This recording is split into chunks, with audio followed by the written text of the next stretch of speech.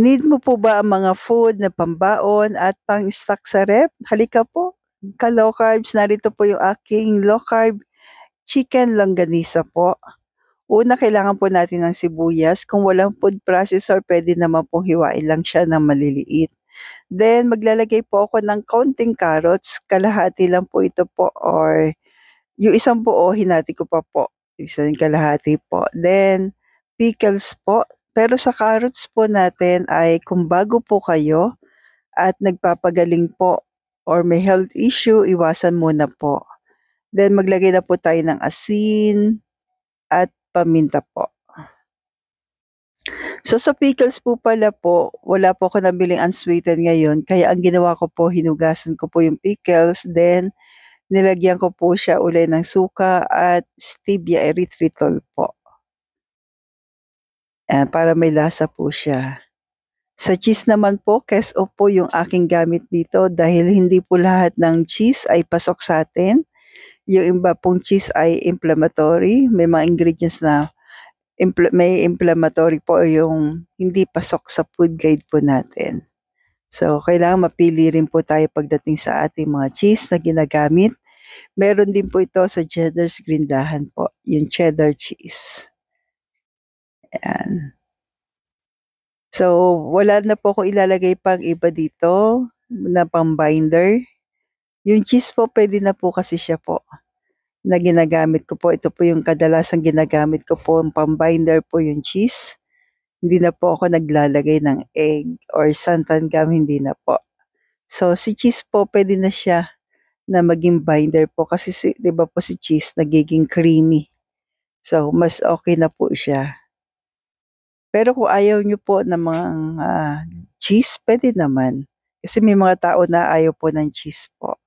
So, it's okay. Pagka wala pong cheese, maglalagay na lamang po kayo ng santan gum para pinaka-binder niyo po. Yan. So, mix lang natin maigi ka-low carbs. At kung umabot ka po sa part na ito, 'di ba may pork embutido, may chicken embutido, 'yan. Ano po ang mas favorite po ninyo po? Chicken or pork na embutido po? Then ito na po, atin na pong balutin sa aluminum foil. Ganito po ako magbalot po. May dalawang klase po ng pagbabalot ang gagawin ko po. Nalalagyan natin ng boiled egg, 'yan. Nabubulol pa, 'no? Ang aga po kasi na ako ay nagre-record, 'yan. So, ito po yung aking boiled egg. So, pagka 'yan, diretso na pong balot. 'Yan, para po may ano po, tawag konting design. Pero puwede namang walang boiled egg, nasa inyo po. So, dagdag ko lang po 'yan. So, sa aking pagbabalot 'yan, kailangan po ma-secured natin yung ating, pinakagilid para hindi po siya mag-leak 'pag in-steam na po.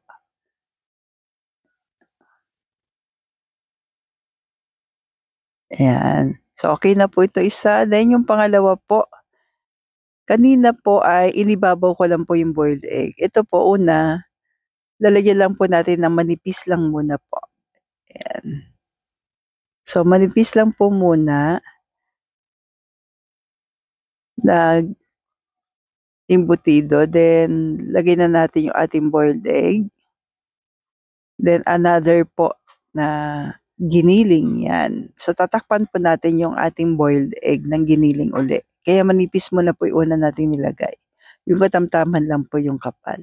So, kanina po, nilagay ko lang siya sa ibabaw para may design. So, mamaya makikita niyo po yung kaibahan.